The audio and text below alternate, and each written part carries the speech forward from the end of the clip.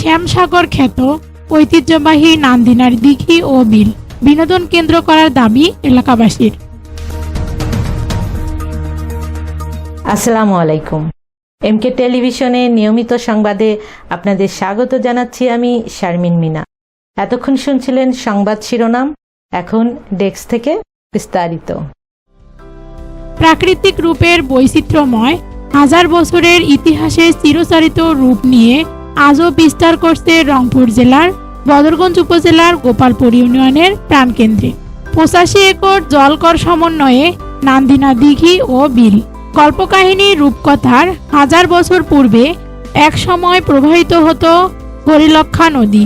নাব্যতা বিলীনে বর্তমানে নাম হয়েছে নান্দিনা দিঘি ও নান্দিনা বিল। প্রাকৃতিক রূপের বৈচিত্র্যময়কে ঘিরে রংপুর জেলা প্রশাসন 3 বছর পূর্বে তৈরি করে উন্মুক্ত প্রাকৃতিক পর্যটন পার্ক। নাম দেয়া হয় কল্পনীল নান্দিনা পার্ক। প্রাকৃতিক পর্যটন পার্কে প্রতিনিয়ত দর্শনার্থীরা দূর দূরান্ত থেকে ভ্রমণে আসে।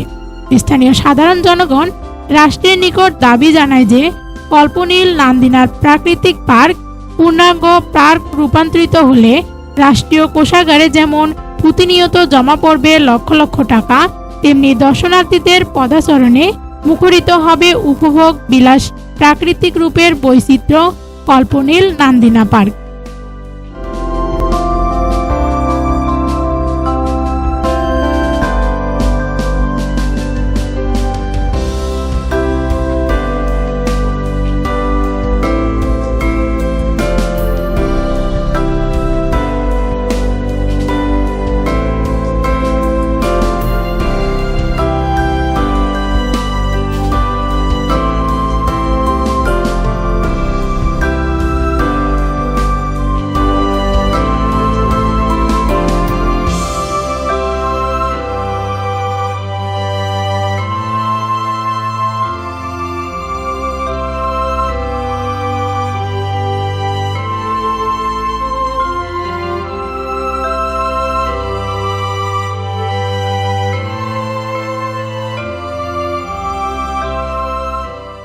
মিম্মাক্তার ঋতু, এমকে টেলিভিশন।